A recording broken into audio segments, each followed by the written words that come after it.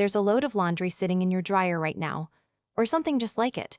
It's been done for 2 days. You know it's done. Every time you walk past, some part of you thinks, I should deal with that. And then you don't. Not because you're busy, not because you forgot. You are choosing, over and over, to leave it there. That's not a laundry problem. Curious. That's a you problem. Except it isn't. Not the way you think. We call this procrastination. For decades, the advice around it has been the same. Buy a planner, set an alarm, try harder, manage your time better. Here's what the actual research says. That's almost completely backwards. Procrastination has very little to do with managing your time. It's about managing a feeling. And once you see that, 3 things about your own behavior are going to start making a lot more sense. Start with the feeling itself. Psychologists Sirois and Timothy Pychyl spent years studying chronic procrastinators, and they kept finding the same pattern underneath all of it. It wasn't about the clock. It was about mood. A task feels boring, or hard, or humiliating, or just quietly dreadful.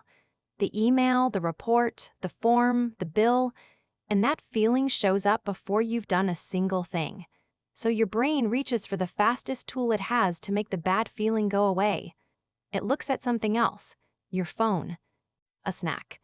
Genuinely any task except that one. And it works. Instantly.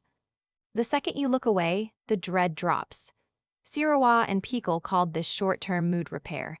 It's the same reflex as pulling your hand off a hot stove, fast, automatic, and it has nothing to do with being lazy. It's relief-seeking. And relief-seeking is a very smart short-term strategy. The problem is the task doesn't disappear. It just waits, quietly gathering interest, the money kind sometimes, and always the emotional kind. A little more guilt, a little more dread tomorrow than there was today.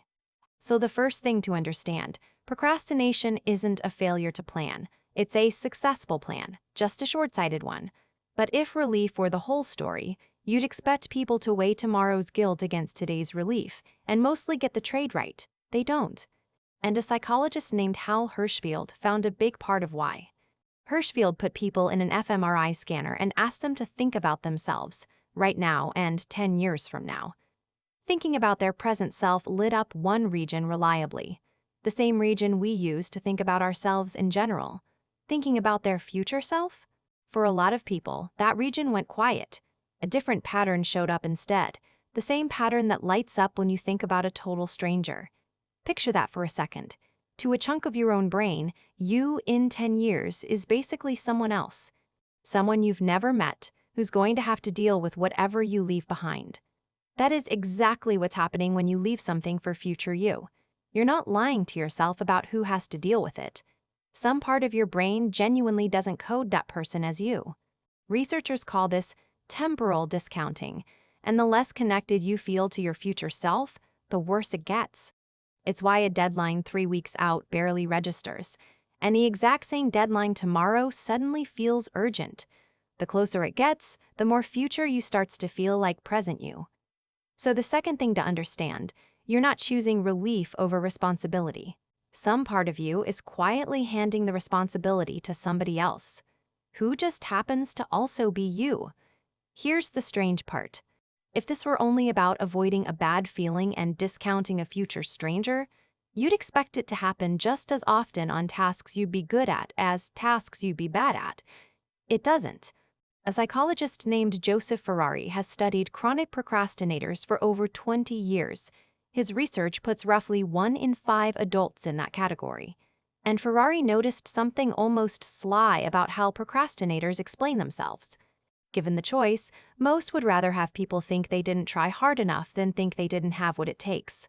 Serious? Read that again. Not trying is the more comfortable failure. Because if you never really gave it a shot, you never really found out. The result stays hypothetical. Your actual ability stays safely, permanently untested. It's why the task you keep avoiding is so often the one that matters most to you. The application, the audition, the hard conversation. Not the one you don't care about, the one where a real effort and a real failure would actually hurt. For a lot of people, procrastination isn't the opposite of caring. It's a kind of armor built out of caring too much. So the third thing to understand, sometimes putting something off isn't really about the task at all. It's about protecting the story you get to tell about yourself if it goes wrong. So look at all three side by side. A feeling you're avoiding right now.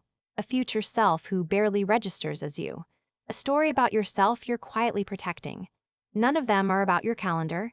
None of them are about willpower. Every one of them is your own brain trying to protect you. From a bad feeling, from a stranger's problem, from a scary piece of information about your limits. Procrastination isn't a discipline problem wearing a disguise. It's a protection problem wearing one. Curious. So here's the part almost nobody expects. In 2010, researchers Michael Wohl, Timothy Pychyl, and Katrina Bennett studied students right before their midterms. The students who forgave themselves for procrastinating on the first exam, not excused it, forgave it, procrastinated less before the second one, not because guilt taught them a lesson. The opposite. The guilt was the thing keeping the whole cycle running. Less shame about last time meant less dread about next time. Less dread meant less avoiding. So the useful move here isn't try harder, and it isn't feel worse about it. It's smaller and a little stranger than that. The next time you catch yourself avoiding something, don't spend your energy on the guilt. Spend it on the task and let the guilt go. That laundry is probably still sitting there. So is whatever it actually stands for in your life right now. The question was never whether you have the discipline to deal with it. Warm. It's whether you can be a little kinder to the version of you who didn't. So the version of you reading this can finally go do it.